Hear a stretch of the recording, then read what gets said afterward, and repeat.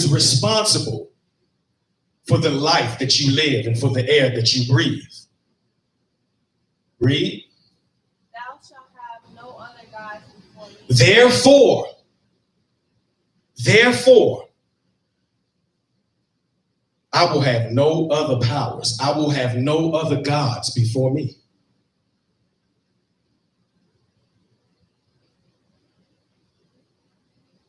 So the fact that Brother Robert was just saying that one of the things that we've been taught to conform to, according to Romans 12, is that we are our own, that we can do what we want, is an act of transgression if we believe that. Right. That's right. As soon as that thought enters our mind and we begin to entertain the fact that it's about us and we can do us and it's about what we want, Right. we now transgress against the very first thing that the Most High said in Exodus 20. I will have no other powers before me. Right. Right. Not even you. Right. That is a spirit of rebellion that operates in our community because of who put the law in place. Right. Who told you, the person or the one or the media or the influence that told you that you can do you? My goodness, that's good. So this world understands, Hasatan understands that the governments that he puts in place, they first must condition you with the illusion of independence. That's right. But with those who have not the wisdom or not the heart to keep the commandments of the Most High, don't understand is, Yeshaya said that you can only serve two masters. That you'll love one and hate the other. So if you're not with the Most High, if you're transgressing against the Most High's word, by default, Satan or Hasatan is your master.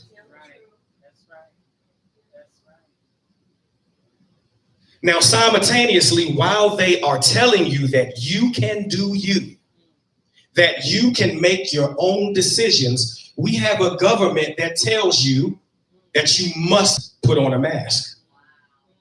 We have a government telling us that when the vaccine is ready, we must take the vaccine. We have a government that is simultaneously telling us that we must social distance, that we cannot have more than 10 in the assembly at any time. That just told us during the pagan holiday Thanksgiving that you should bring your own food, that you should bring your own silverware. So while they're telling you to do you and to be independent and to be your own man, to be your own woman, witchcraft is at work. Witchcraft is at work. And this is why it's so important that we choose ye this day whom we will serve. Yes. Yes. If you open up this Bible, if you open up the Holy Scriptures and say that you believe in whom the world calls Jesus Christ, you must understand that you are not your own. That you belong to the one that brought your fathers out of the house of bondage. I'm talking to the Israelite man. I'm talking to the Israelite woman. Right now, I'm not talking to the nations. I'm not talking to the Gentiles. I'm not talking to the heathen because they never had the laws of the Most High. They never acknowledged him as their power. They never cared or found value in his word. But these are the people today who are in rulership. And so if they have no value for the word, if they have no honor and respect for the Most High Ahaya, then they are likewise going to teach you to do you. Yes, that's right. That's right. So that in actuality, you will be fulfilling the lust of your flesh, which is what Hasatan wants from you. He doesn't want for you to present your body as a living sacrifice. And think about that. That the Most High said that is your reasonable service. So he doesn't even want you to get started. Before you can even get started and come into the knowledge of how important it is to do what the Most High said, he already puts you in a posture of rebellion, so that when you do hear the word of the Most High, you reject it. But you're a Christian. Right. But you're an Israelite. Right. But you love the Most High, right? Right.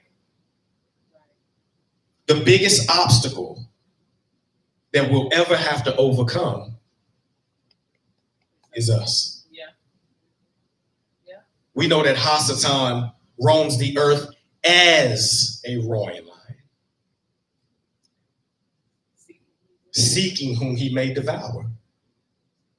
He's not a real lion. He's fake. The only thing that he can do is posture. The only thing that he can do is tempt. The only thing that he can do is roar. But if you present your body as a living sacrifice, holy and acceptable unto the Most High, Satan can't touch you. He has no power. Because he uses the things of the flesh to overcome the things of the spirit. That's right. So we cannot afford to be conformed to this world, which has taught us to do you, to make your own decisions. Do as thou wilt, which comes from Aleister Crowley and comes from a satanic background. Do as thou wilt. Jay-Z used to say, do as thou wilt. And how much influence did Jay-Z have on the Black community? He was getting his intel from Satan, and because he was put in a place of influence, to those that did not understand their reasonable service, we have been consumed.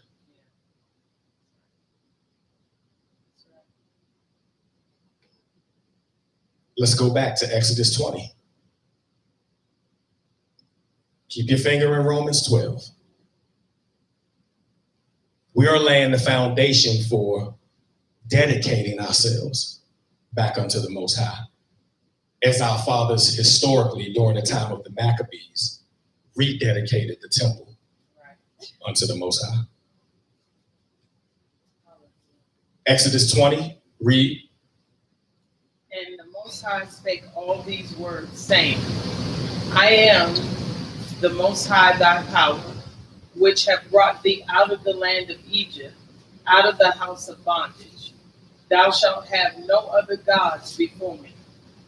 Thou shalt not make unto thee any graven image, or any likeness of anything that is in heaven above, or that is in the earth beneath. So when we look around in our communities, when we look around in our governments, when we look around this world, do we see images that have been exalted?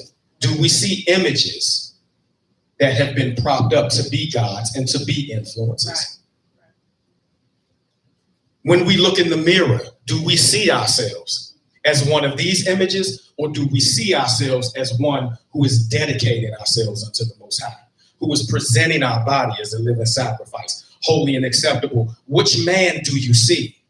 Right. Do you see an idol that wants to do what he wants to do, or wants to do what she wants to do? Or do you see a servant? Do you see one who is submitted?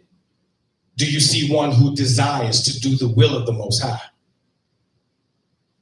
That's the question. Right. Verse 5, read.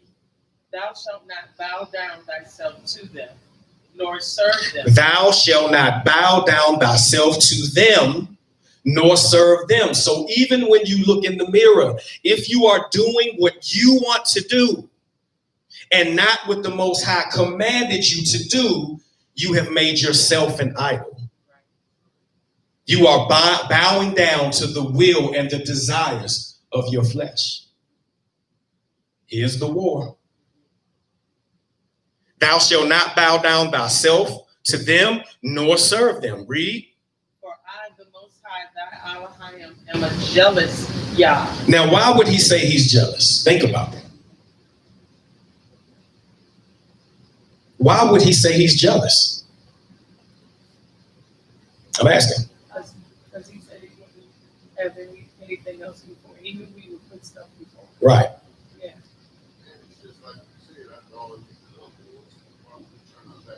Right. Right. We know that the Most High created whatever he created, not for himself, Right. but for us. Everything that was created to serve mankind. And so now you are exalting the creation above the creator, which is a spirit of rebellion. Hallelujah. Hallelujah. Why else would he be jealous? Well, it's that I'm saying he put us first in everything. Right. Everything he's done, he's always put us first. So for us to turn our backs against him, that hurts him. Absolutely. He is jealous because we were created to be in relationship with him. If I see my wife looking in another man's eyes and gazing into his eyes and giving him the attention that she promised to give me, Right. I'm going to be jealous. I'm going to be hurt. I'm going to be upset. Never gonna happen. Hallelujah. All praises to the Most High. But it happens in and throughout our community Yes, it does. regularly. Yeah. It's normal to hurt those that you say you love. Right. It's normal for us to put ourselves and our desires and what we want above our children, above our husbands and our wives, above our responsibilities to the Most High. And so this is, like I said in the beginning, when it says present your body as a living sacrifice because it's your reasonable